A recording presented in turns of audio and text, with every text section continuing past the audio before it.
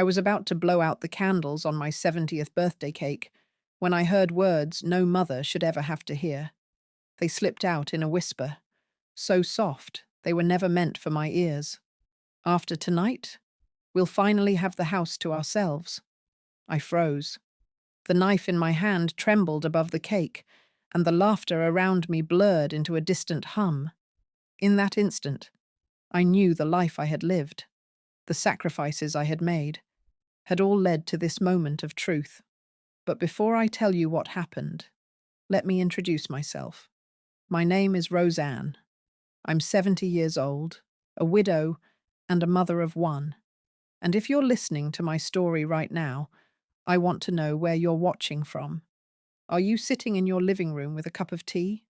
Are you listening late at night, maybe alone, the way I often find myself? Tell me in the comments. I'd love to know. Because you see, stories like mine aren't just about me. They're about all of us. Women who've lived long enough to see joy, pain, loyalty, and betrayal woven together in ways we could never have imagined. Now let me take you back a little. I live in the same house my husband and I bought nearly 50 years ago. It's not a grand house by anyone's standards, but it's the kind of place that remembers everything. The floorboards creak where my son used to run as a little boy. The garden still blooms with the roses my husband planted before he passed. And every corner carries a memory, both sweet and heavy. I never remarried after my husband died. Some people told me I should, but I couldn't. My world became about raising my son, Daniel. He was only 12 when his father passed, and I promised myself I'd do whatever it took to see him grow into a man who could stand tall on his own. So I worked. Long hours, odd jobs, whatever I could find. My hands grew stiff, my back ached, but I never complained. Every penny went to keeping Daniel fed, clothed, and educated. And when he graduated college, I remember thinking, it was worth it. Every sacrifice was worth it. Now, 70 years on this earth leaves a person with plenty of memories. Some of them shine bright, like when Daniel would bring me flowers from the yard as a little boy. Others, others weigh heavy, like the long nights when I cried myself to sleep, too exhausted to keep going, yet knowing I had no choice. And still, through it all, I held on to this home, because it was our anchor. It was the one place Daniel could always come back to. That's why, when my birthday came around, I was filled with hope.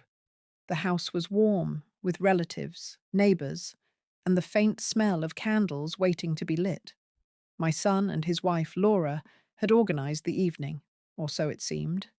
I watched Daniel, now a grown man, helping set the plates, while Laura moved briskly through the kitchen, her smile polished but distant. I told myself not to overthink it.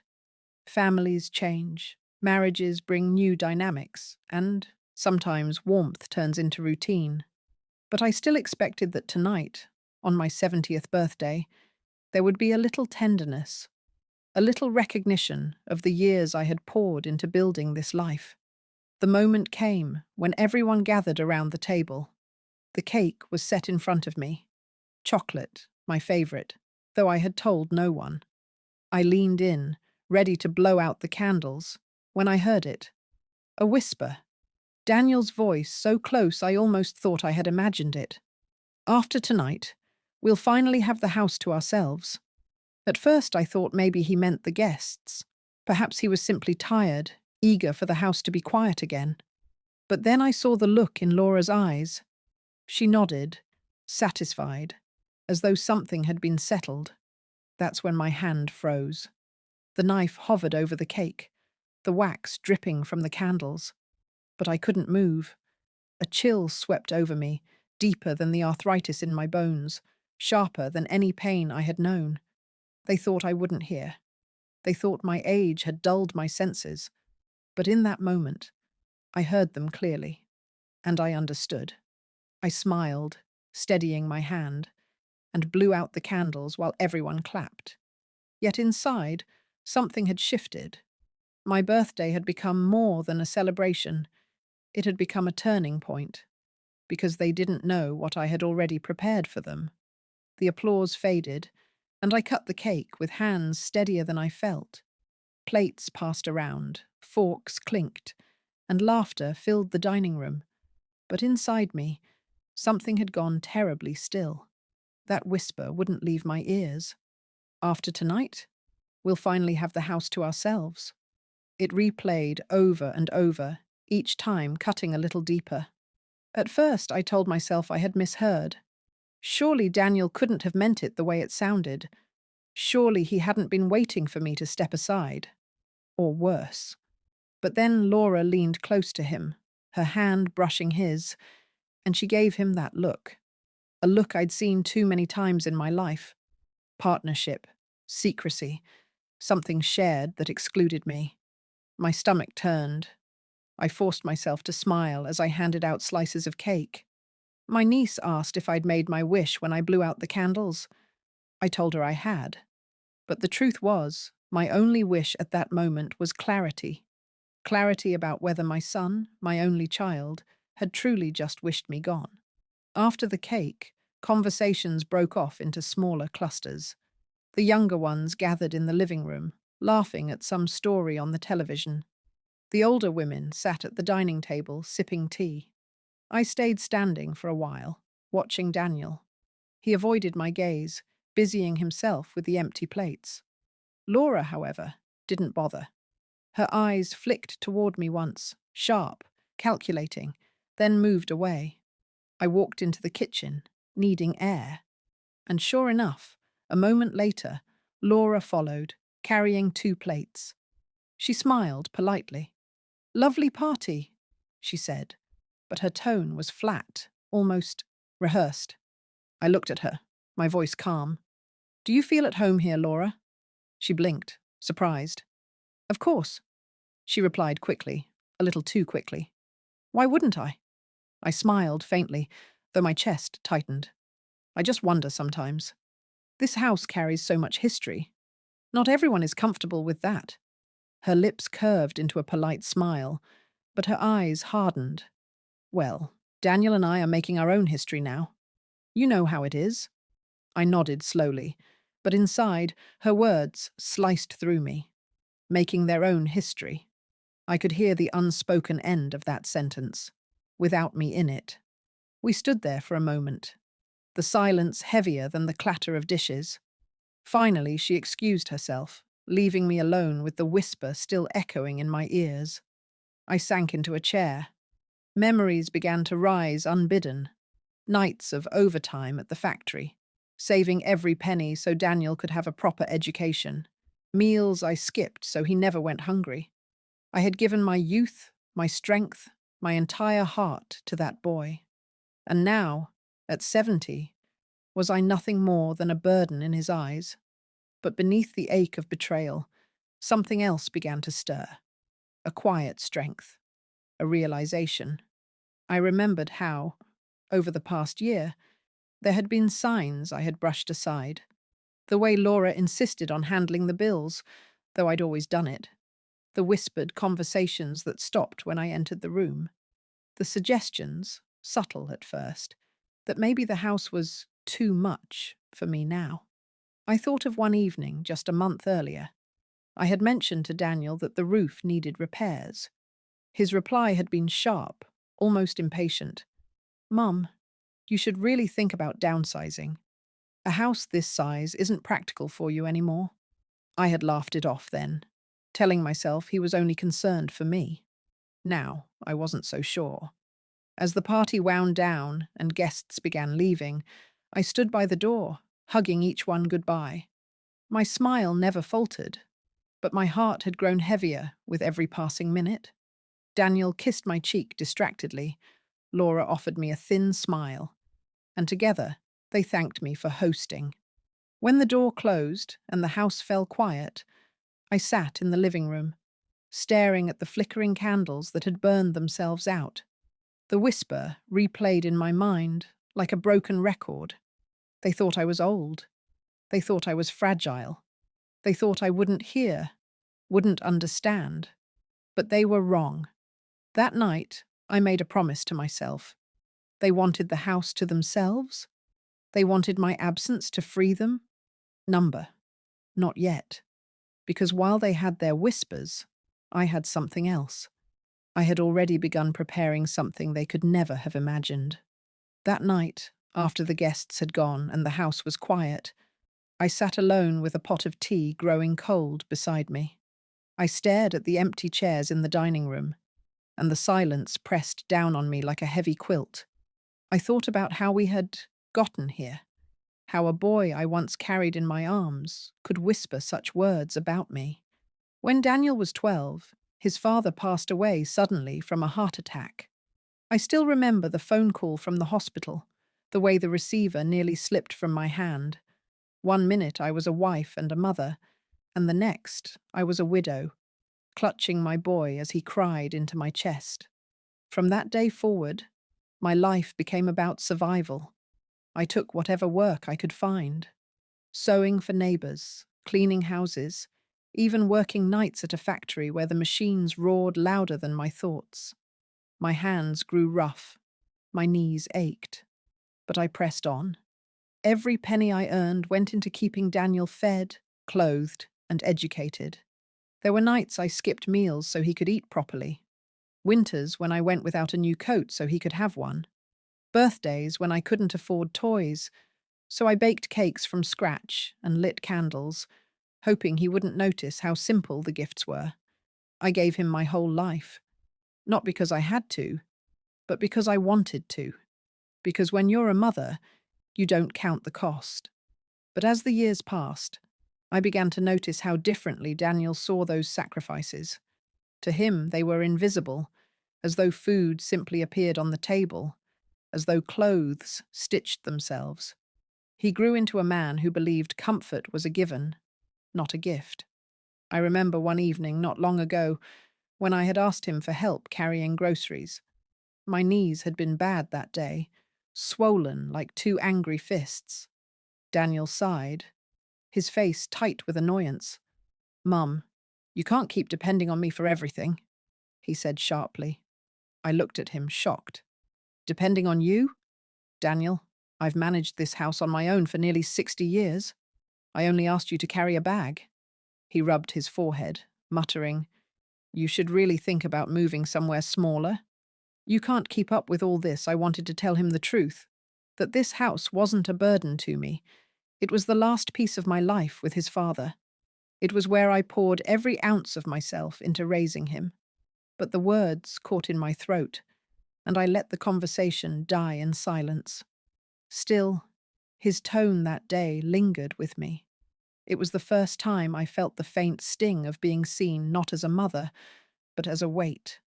Another memory came to me that night as I sat in the quiet. Daniel's graduation. I had worked double shifts for months to afford the suit he wore. I stood in the crowd, tears streaming down my face, clapping louder than anyone. Afterward, he hugged me, but when his friends arrived, he stepped away quickly, embarrassed by my tears, embarrassed by my worn shoes and tired clothes. And yet, I never held it against him. I told myself he was young, that he would grow into gratitude with time. But gratitude never came. Now, on the night of my 70th birthday, the pattern was clear. The whisper I had overheard was not a slip of the tongue. It was the truth, finally revealed. I sat back in my chair, my eyes drifting to the photographs on the mantel. Daniel, as a toddler, grinning with chocolate on his cheeks. Daniel at 8, proudly holding a toy car we had saved months to buy. Daniel at 20, standing tall in his graduation gown. I traced each frame with my eyes, remembering the love I had poured into those moments. And yet, the boy in those pictures felt like a stranger now. The kettle had gone cold, but my resolve was only beginning to warm. I whispered to myself, "I have given everything. Now I'll take something back." I didn't yet know exactly how I would do it, but I knew this. I would not go quietly. They thought they were planning for my absence, but I was already preparing for their surprise. And when the time came, Daniel would finally understand the cost of betrayal. The house always feels too quiet after a gathering. The laughter lingers in the walls, but when the last door closes, silence settles in, heavy and sharp. That night, after my birthday, the silence carried more weight than ever. I sat in the living room, my hands folded tightly in my lap. The cake was half eaten on the counter, plates stacked by the sink, crumbs scattered like little reminders of a night that should have been joyful. Daniel and Laura moved about the house, tidying up. Their voices carried softly from the kitchen, too low for me to make out the words, but the tone was unmistakable. Calm, confident, at ease. I thought about that whisper again. After tonight, we'll finally have the house to ourselves. It pulsed in my ears like a drumbeat, drowning out everything else. Finally, I rose from my chair and walked into the kitchen.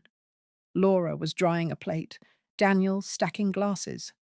They both looked up when I entered, and for a moment I saw it, guilt flickering across my son's face. I leaned against the doorway, my voice steady. "Did you enjoy the party?" Daniel nodded quickly. "Of course, Mum. It was nice to see everyone together." Laura smiled, though it didn't reach her eyes.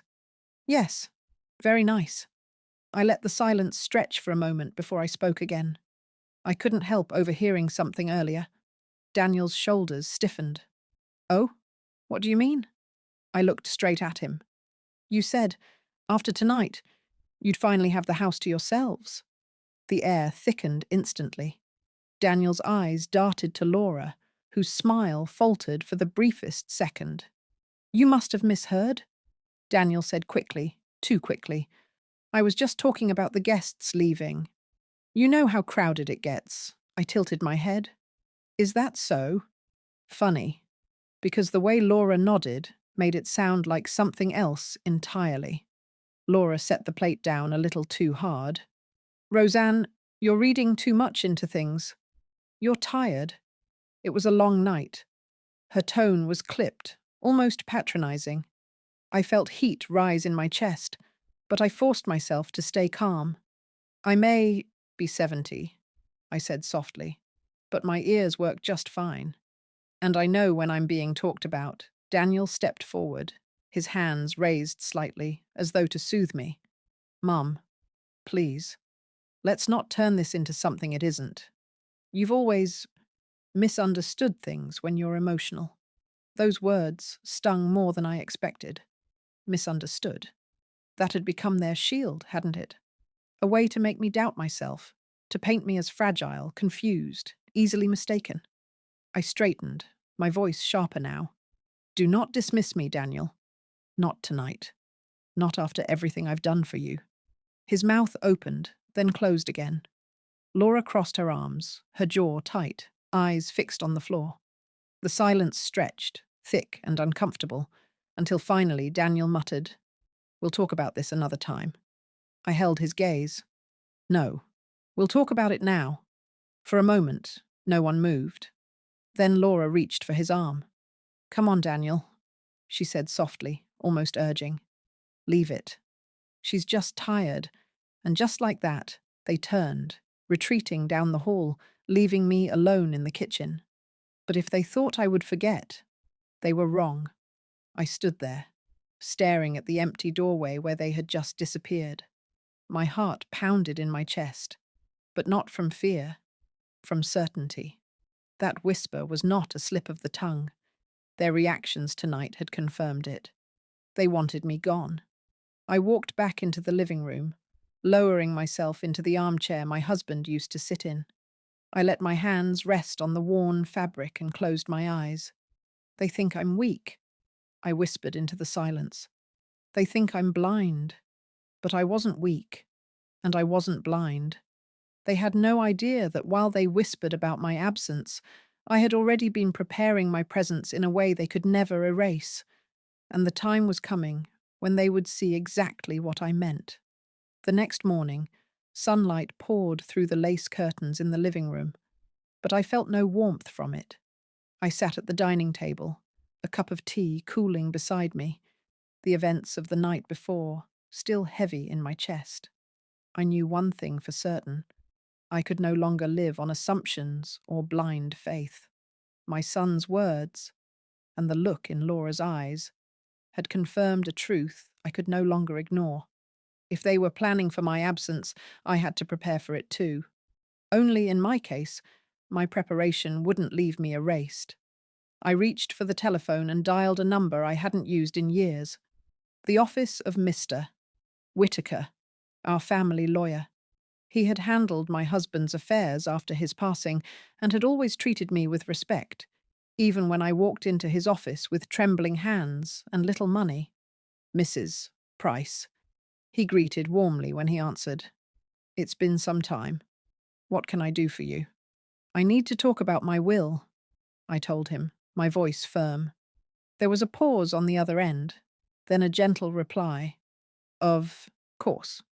Why don't you come in this week? 2 days later, I found myself sitting in his office, the smell of leather and paper filling the air. I explained everything: my house, my modest savings, the small jewelry box of heirlooms that had belonged to my mother, and then I told him who I wanted it all to go to. Not Daniel, not Laura. Instead, I named my niece, Emily, a young woman who had always been kind to me, who visited without being asked, who never treated me like a burden. And the rest, I instructed, would go to a local charity for widows. Women who, like me, had carried the weight of loss and kept moving forward. Mr. Whitaker looked at me carefully, his pen hovering over the paper. Are you sure about this, Roseanne? These are big decisions, I nodded. I've never been more sure of anything in my life. My son already has what he wants: his life, his wife, his future. But respect, gratitude, that he doesn't have. And I will not reward betrayal with inheritance. He wrote everything down, his expression sober. Then we'll make it official. Walking out of that office, I felt lighter than I had in years. For the first time in a long while, I wasn't reacting to life. I was shaping it. But Daniel must have sensed something, because that evening, as I folded laundry in the living room, he appeared in the doorway. Mum, he said casually, leaning against the frame. Laura and I were talking. Have you thought about your future? You know, like what you want to do if the house gets too much for you. I looked up from the neatly folded towels, meeting his eyes. Funny you should ask. I've been giving it some thought. His face brightened, eager. Really? And? I let a small smile play on my lips. And I have it handled. His brow furrowed. Handled how? Just handled, I replied, returning my gaze to the laundry. You don't need to worry. For the first time, I saw unease in his eyes. He opened his mouth to press further, but I cut him off gently. Daniel, there are things a mother doesn't have to explain to her child. Trust me when I say, I know what I'm doing. The silence that followed was thick. I could almost feel the questions burning in his chest, but he said nothing more. He left the room, and I let out a slow breath. He had no idea what I had set in motion. That night, as I tucked the signed papers safely into a folder, I thought of my husband's words from long ago. Never let greed break the home. Greed had already cracked it, but I was determined it would not shatter me, because while they whispered in corners, I was preparing in plain sight. And soon, they would learn that this house, and the woman who built it, were not so easily discarded. It was a week after my birthday when I decided the time had come. The days leading up to it had been quiet, almost too quiet. Daniel and Laura tiptoed around me with polite smiles, as though nothing had happened. But I could feel the tension humming beneath the surface, like a kettle about to whistle. They thought they were clever, hiding their impatience, waiting for me to fade into the background. But I had grown tired of whispers. Tonight, there would be no whispers, only truth. I invited them into the living room after supper. The fire crackled low in the hearth, shadows dancing on the walls. On the coffee table, I had placed a stack of papers neatly inside a folder. I sat in my husband's old armchair, the one that gave me a kind of strength, while they settled across from me on the couch. Daniel looked uneasy, his knee bouncing slightly. Laura, on the other hand, wore that same polished smile, as though she were already in control. I folded my hands in my lap. "We need to talk." Daniel exhaled. "Mom, if this is about the other night—" "It is," I cut in sharply. "And I will not be silenced this time." His mouth snapped shut. I leaned forward, my voice calm but firm. "I heard what you said, Daniel. Clear as day. After tonight, we'll finally have the house to ourselves. Those were your words." Daniel paled. "Mom, I—" Laura jumped in quickly. "She's twisting it, Daniel. You were talking about the guests." I turned to her, my eyes steady. "Do not insult me, Laura. I know what I heard. And I saw your face when you nodded. That was no talk of guests. That was talk of me." Laura's lips thinned, but she said nothing. I let the silence stretch before I reached for the folder on the table. "You see, what you didn't know is that I've been making preparations of my own." Daniel frowned. "Preparations?" I opened the folder, sliding the papers toward them. "My will." The word seemed to hang in the air, heavy and cold. Daniel picked up the first page, his eyes scanning it. Slowly, his expression shifted from confusion to shock. This leaves the house to Emily," he stammered. "And the savings? To charity?" Laura leaned forward, her face flushing. "You can't be serious. This house belongs to Daniel. It's his inheritance." "No," I said softly but firmly. "This house belongs to me, and I decide what becomes of it." Daniel's voice cracked. "Mum, after everything I've done for you—" I felt heat rise in my chest, and my words came sharp. "Everything you've done for me? Daniel? I fed you when I had nothing left to eat. I clothed you when my own shoes were worn through. I worked myself to the bone so you could stand on your own 2 feet. Don't you dare speak to me of what you've done for me." His face flushed, and for a moment he looked like a scolded child again. Laura's eyes blazed. "This is selfish, Roseanne. You're punishing us because you misheard a single comment." I shook my head slowly. "No. I am protecting what I built with my own hands, what your greed would have devoured. You wanted me gone from this house. Now, you'll get your wish, because when I'm gone, not a brick of it will belong to you." The fire crackled louder, filling the silence. Daniel's hands trembled as he set the papers down. "Mum," he whispered, his voice breaking. "Please, don't do this." I looked at him, and for the first time in years, I didn't see my son. I saw a man who had betrayed the very woman who gave him everything. My voice was steady as I spoke the final words. "You wanted freedom from me. Now you'll have it. But not in the way you imagined." The room fell silent. Daniel stared at the floor. Laura's jaw clenched, her eyes flashing with fury. But I felt a calmness settle over me, stronger than any storm they could muster. For the first time in a long time, I had taken back control of my life. The night after I showed them the papers, the house was the quietest it had ever been. No whispered laughter from the hallway, no footsteps down the creaking stairs, no clatter of dishes in the kitchen. Just silence, the kind that wraps itself around you and makes you think about every choice you've made. I sat in my armchair, staring at the embers glowing faintly in the fireplace. My hands trembled, but not from fear this time, from release. For years, I had carried the weight of being the giving one, the forgiving one, the one who always bent so others could stand tall. And now, for the first time, I had stood firm. Daniel and Laura didn't speak to me for days. They left in a rush the morning after our confrontation, Laura barely disguising her anger, Daniel avoiding my eyes altogether. The house was still mine, but their absence felt like both a wound and a blessing. In those quiet days, I reflected on everything. How easily years of sacrifice can be forgotten. How quickly love can be overshadowed by greed. And yet I also thought of the strength that surfaces when we're forced to choose between dignity and surrender. Weeks later, Daniel returned, alone. He knocked softly on the door, and for a moment I considered not answering. But blood is blood, and even a wounded heart beats for its child. I opened the door. He stood there, his hands shoved into his pockets, his eyes downcast like a boy caught misbehaving. "Mum?" he said quietly. "Can I come in?" I stepped aside, letting him enter. He moved slowly, looking around the house as though it had changed, though every detail was the same. The photographs on the mantel, the worn rug by the fireplace, the scent of lavender polish. We sat across from each other in the living room.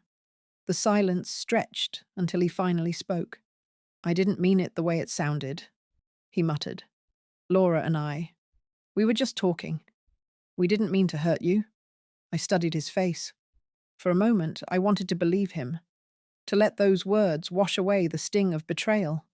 But I remembered Laura's nod, his eager tone, the months of hints about me downsizing, moving, fading into the background. I shook my head slowly. "Daniel, there's no use pretending. You meant it. Maybe not in that exact moment, but in your heart, you meant it." He flinched, his jaw tightening. "Mum, I thought it would be easier. For everyone, for you," I corrected gently. "Not for me." His eyes glistened, but he said nothing. I leaned forward, my voice firm but calm. "A mother forgives, Daniel. I have forgiven you more times than I can count. But a mother also remembers. And betrayal like this, it doesn't disappear with a few soft words." He dropped his gaze to the floor, his shoulders slumping. "I'm still your mother," I continued. "I will always love you. But love does not mean surrender. And I will not surrender the life I built, the dignity I earned, or the respect I deserve." The words hung between us, heavy but necessary. For the first time, I saw understanding flicker in his eyes. Not full acceptance, not remorse deep enough to undo what had been done, but understanding. When he left that evening, the house was quiet again, but the silence no longer felt heavy. It felt peaceful. I sat by the fire, watching the flames dance, and thought about the women who might one day hear my story. Women who, like me, had given their lives to their families, only to feel pushed aside in their later years. To you, I say this: do not let yourself be erased. Do not believe the whispers that tell you you're a burden, or that your time is over. Stand firm. Speak your truth. Hold on to your dignity, because once you give it away, no one will return it to you. We, the women who have lived through decades of love and loss, of sacrifice and strength, deserve better than to be cast aside. We deserve to be remembered not for what we gave up, but for what we stood for. And that night, as the fire warmed my face, I knew I had finally stood for myself. The weeks that followed brought a quiet I had not known in years. Not an empty quiet, but a peaceful one, the kind that lets you breathe without waiting for the next sharp word or hidden glance. I tended my garden again. I polished the family photographs, not with sadness, but with pride. For the first time in decades, I felt like my home was truly mine, not a place I was keeping for someone else, not a weight I carried for the next generation, but a life I had built and chosen to protect. Daniel visits now and then. Sometimes he comes with questions in his eyes, as though searching for a door back into my trust. I open the door to him, but not my resolve. Love remains, but boundaries remain too.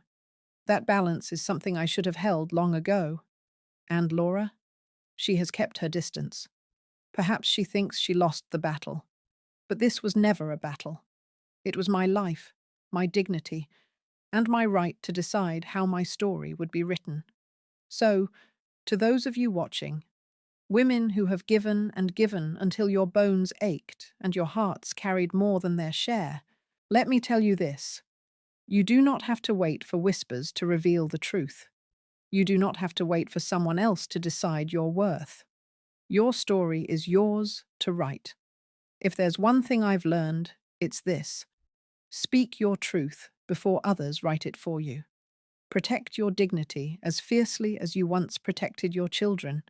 And remember, love may forgive, but it should never surrender. Thank you for listening to my story. Now, I'd love to hear from you. Tell me in the comments, where are you watching from tonight? And if you were in my place, what would you have done? Until next time, take care of yourselves and never forget your worth.